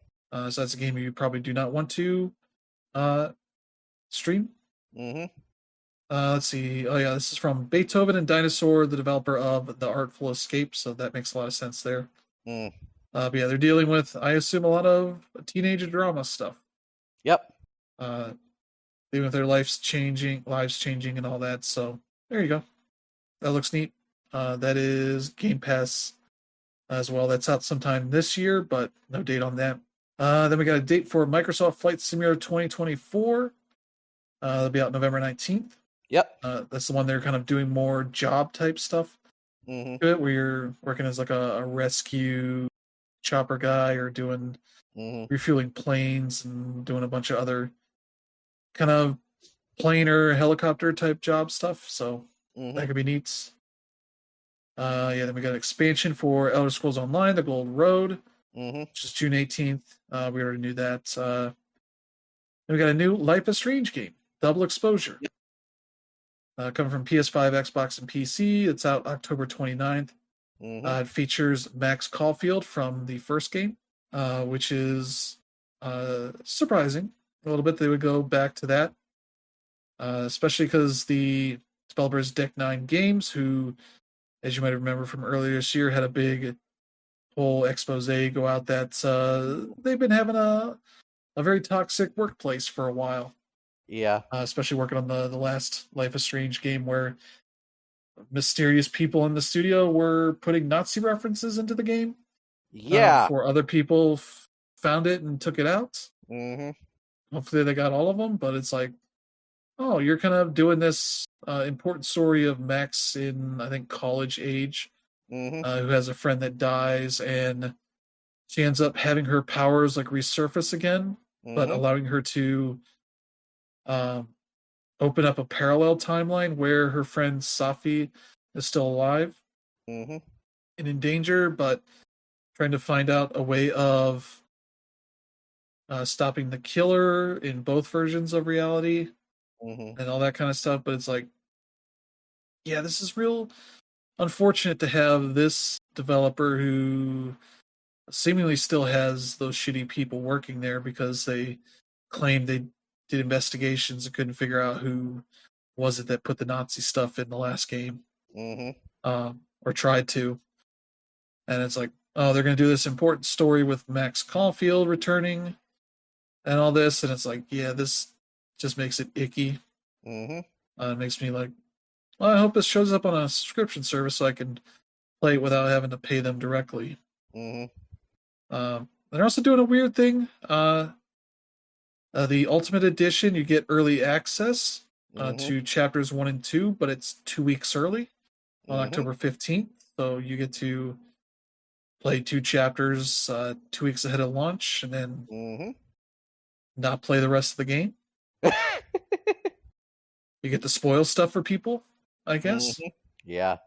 That's just, I've never seen 2 weeks early for a game, much less a story focused game. Mm-hmm. So that's just weird, but all right. I believe Mm-hmm. there's also bonuses in there as like Final Fantasy VII outfits. Mm-hmm. It's like, why is it not Final Fantasy The Spirits Within? Because that's literally what she said was her favorite movie of all time in the first game. Yeah. Even though Square would like to pretend that doesn't exist, but they literally mentioned it in that game. Hey, I mean, honestly, I have said it before. I'll say it again. If that movie did not have the Final Fantasy name attached to it, it would have gotten a much better reception than it did. Oh yeah, because it has barely any connection to the Final Fantasy uh, universe, I guess. Yeah. It's like we got a guy named Sid and there's like spirit stuff. I don't know. And that's about it. Yeah. We got, actual actors in here Mm-hmm. that people know for some reason.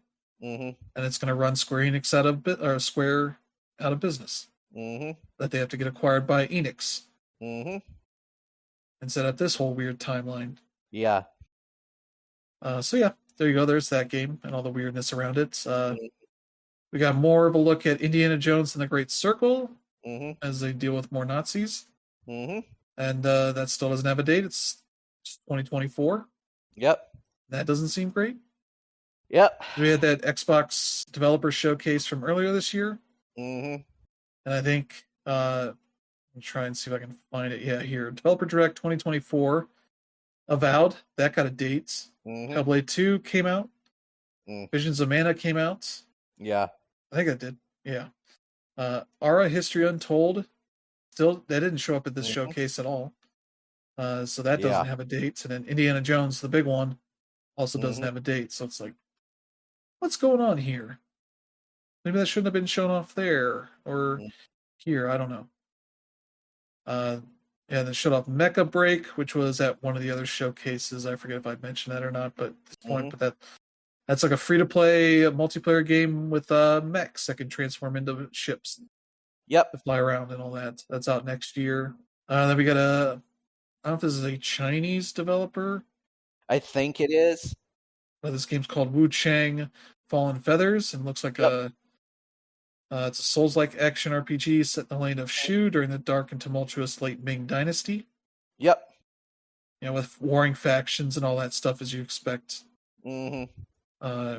You're a skilled pirate warrior struck with amnesia, so they're going with that. So yeah, that's got a lot of Souls stuff going on. Seems to be PS5, Xbox, and PC. That'll also be on Game Pass. That'll be next year, 2025. Yeah, Vowed. Oh, that didn't get a date. I forgot. I thought it did get a date, but that's just 2024. Then we got Fall, which is a new game from Rebellion. I don't know if this is published by Xbox or not. No, this looks like they got PlayStation. Okay, some of these I grabbed right after the showcase, so yeah, the notion of whether they were coming to other platforms or not was not finalized for some of this stuff. So this one's coming to PlayStation, Xbox, and PC, but also be on Game Pass. I guess it's a survival action game set in the British countryside. So, yep. There you go. That'll be on Game Pass as well next year, 2025. And they show some Assassin's Creed Shadows to trigger the chuds. Then we got Stalker 2, Heart of Chernobyl. Yep. Which Google wants me to put it back to the other spelling of Chernobyl, but that's not how it's spelled. That's coming to Xbox, PC, and Game Pass September 5th, so that's finally coming out. And I'll skip this one just for a minute. They announced a new Gears of War game that people were expecting, but maybe not the subject they were expecting. People thought it was just Gears 6, but it ended up being Gears of War E-Day. So they brought back the old name of the series and also set it in the E-Day setting, which is when the what the fuck are these enemies called? The Horde, the Locust Horde.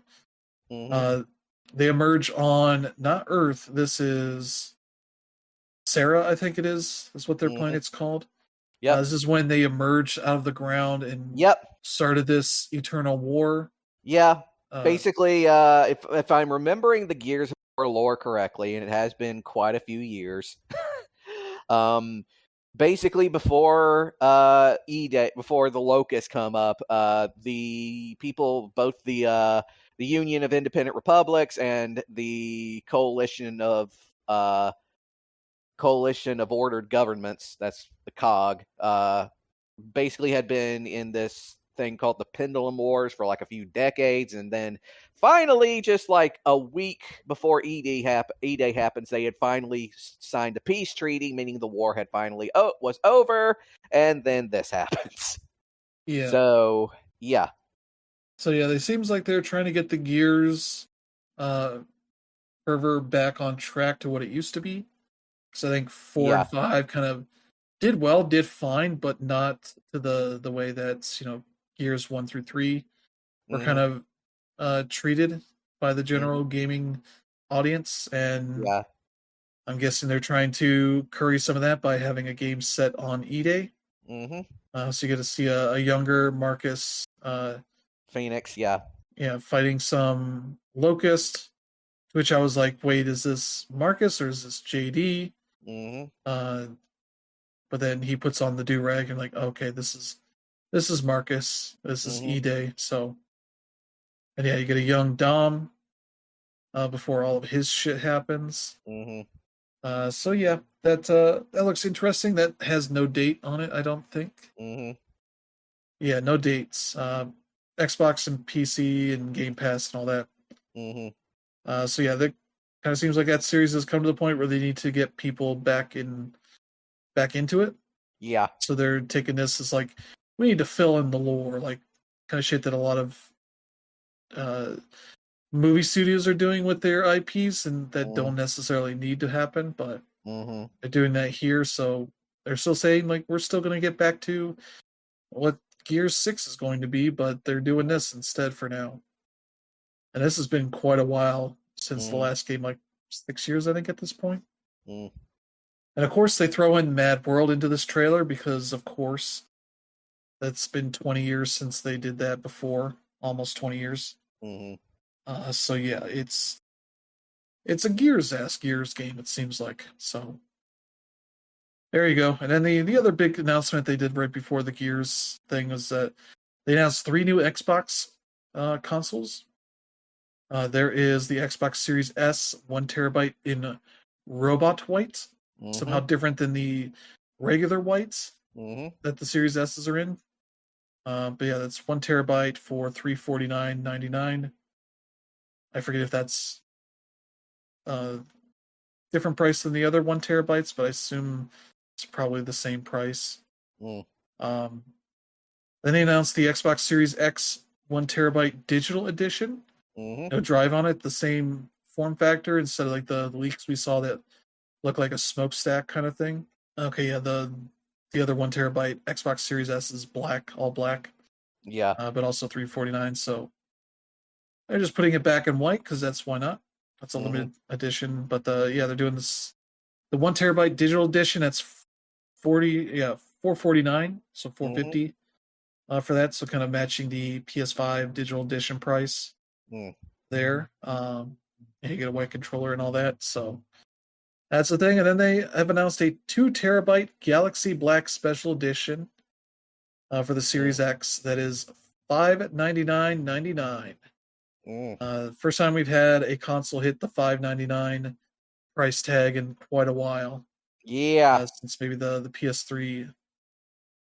And yeah, they're touting this as a limited edition console, Mm-hmm. so and go on to 2 terabytes, which is not cheap, but uh, I don't know that it's worth the extra $100. Mm-hmm. It was like I was telling Phil when I was looking at this stuff that I paid $200 for my Mm-hmm. 4 terabyte SSD drive for my uh, PS5, the internal NVMe drive, uh, and that costs as much as Mm-hmm. what they're purporting here, and so it's like, yeah, the pricing on that stuff not great. Mm. Let's see, anything else in this Mm-hmm. announcement? I don't think I see anything else that sticks out. Yeah. But yeah, that's the Xbox showcase. That was a shit ton of stuff. Yeah, and a lot of it that has no dates, even if it's out this year. Mm-hmm. A lot of it you're like, maybe it'll be out at some point. Who knows? Yep. Uh, I think I counted it here. Yeah, Doom doesn't have a date. Nope. State of K3 doesn't have a date. Mm-hmm. The Starfield expansion doesn't have a date.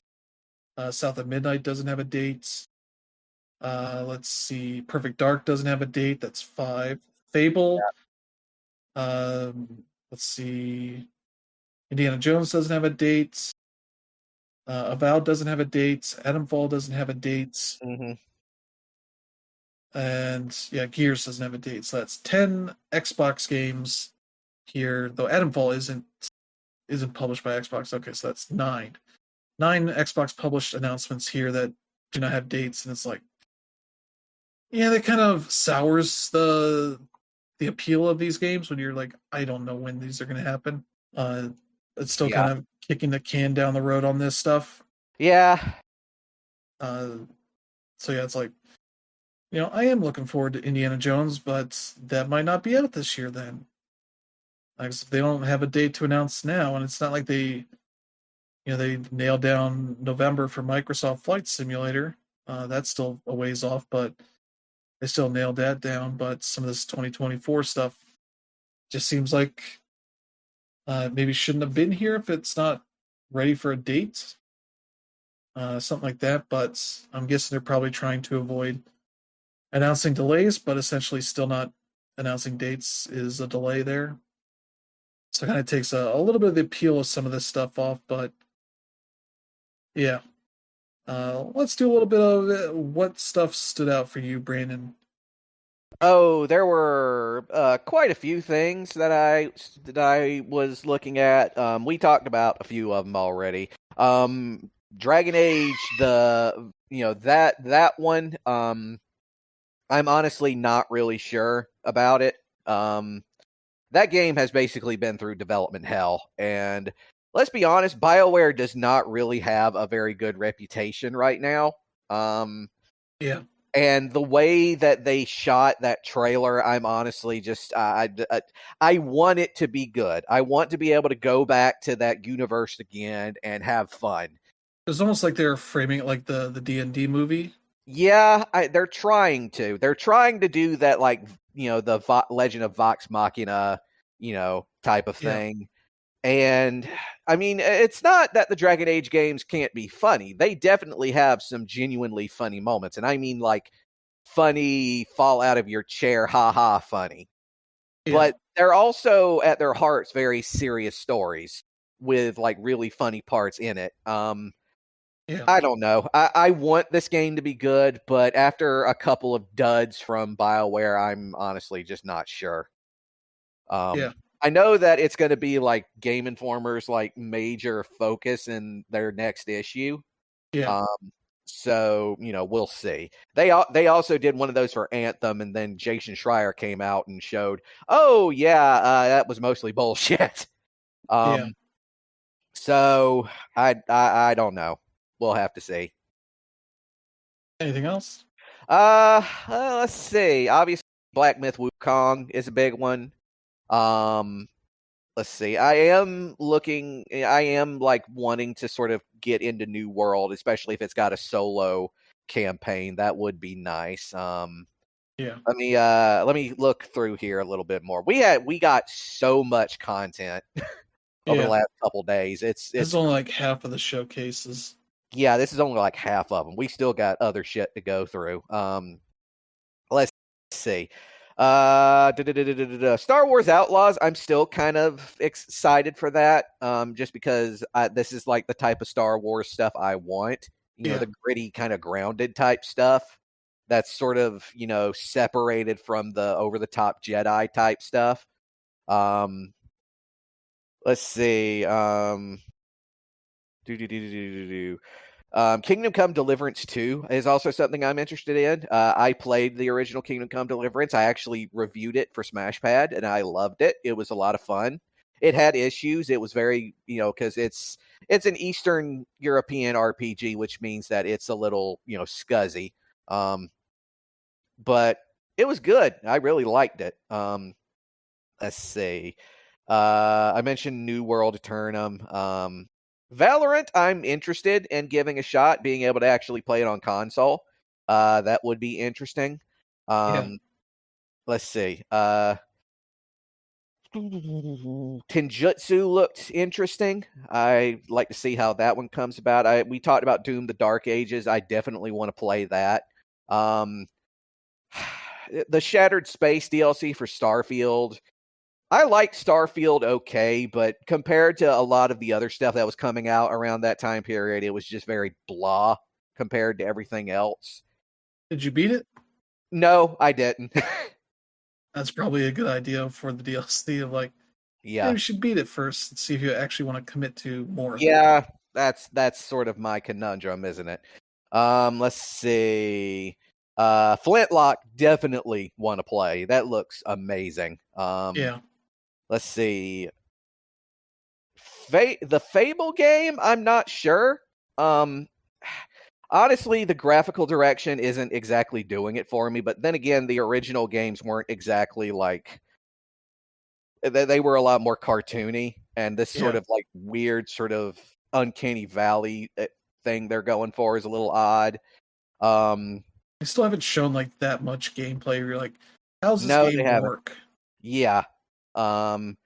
Stalker 2, I definitely want to take a look at because let's just be honest, I want to play another one of those games, and and Gears of War E-Day looks fun too. So yeah, there's like a handful of things I'm interested in.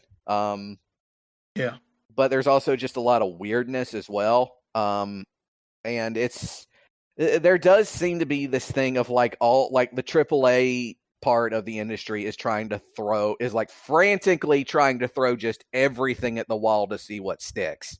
And I'm seeing like a lot of things like getting repeated, both like visually and gameplay wise. They're trying to make games that they're trying to make their shots count and not take too big of a risk, but also leads to a lot of just games that are taking a long time to get out there. Yeah, only for them to then come out and just be, in hindsight, very underwhelming. For all the work that goes into them, the end result just ends up being kind of bland. and not Yeah. very memorable, which is Yeah. kind of the reason why the AAA industry, amongst other things, is floundering right now. Yeah. Because, it's corporate has gotten so dominant in the AAA part of the industry that it feels like a lot of stuff is basically made by committee, Yeah. and it's just it just doesn't work. Um, and but yeah, there was a lot of stuff I'm interested in. So, and that's more or less it. What about you? Boy, there's a lot of indie stuff here I really like looking at. Like the Sky Oceans game, but that doesn't really have a date. We'll Mm-hmm. look at more of the stuff that has dates here that are tangible. Mm-hmm. Um, like Echo Generation would be pretty neat to check out as a uh, an enhanced version of that, because like one of the big issues really was all the backtracking you would have when you'd figure out like, oh, I need to go do this thing, and it's like Mm-hmm. just running through a bunch of areas. So having fast travel would save you a lot of Mm-hmm. time on that. And I don't think it's on Game Pass anymore, so I'd have to start over anyway Mm-hmm. for that. And yeah, the one thing I didn't talk about is a game called Little Problems, which is in the vein of Mm-hmm. Case of the Golden Idol, Mm-hmm. which is like a mystery game where you're basically given a lot of like fill in the blank Mm-hmm. uh, answers about the situations that are happening or happened or whatever. But this applies that to more like a real life thing where like one of the situations they noted was like a parent Mm-hmm. who's like trying to figure out who made this mess, and then they start looking around and find out like, oh, this kid left early for school, so it could not have been them, so it would have to have been this kid. Don't know, like that kind of stuff, like the mystery stuff you might do as a parent or just a person in like the actual world. Mm-hmm. That is a really neat idea. Again, that's Winter, Mm-hmm. so it's not really. Yeah, it's called a cozy detective game. It's from the same publisher of the Case of the Golden Idol, but it's that kind of Mm-hmm. thing. But yeah, a lot of like, oh, whose car keys are this, and trying to figure out all these like real life problems that don't have stakes to them, but you'd still like to figure them out. Mm-hmm. That kind of stuff. Yeah. That's pretty neat. But yeah, Summer Game Fest. I'd like to check out that Lego Horizon Mm-hmm. Adventures game. That would be neat. Uh, but yeah, that's this holiday. Let's see for stuff that's actually got dates. Metaphor, sure. I like the aspirational idea that I might play through this one, actually beat it. Mm-hmm. But like every other Persona game, I play a good bit into it and I just uh, lose steam, and then that stops me. Mm-hmm. Let's see.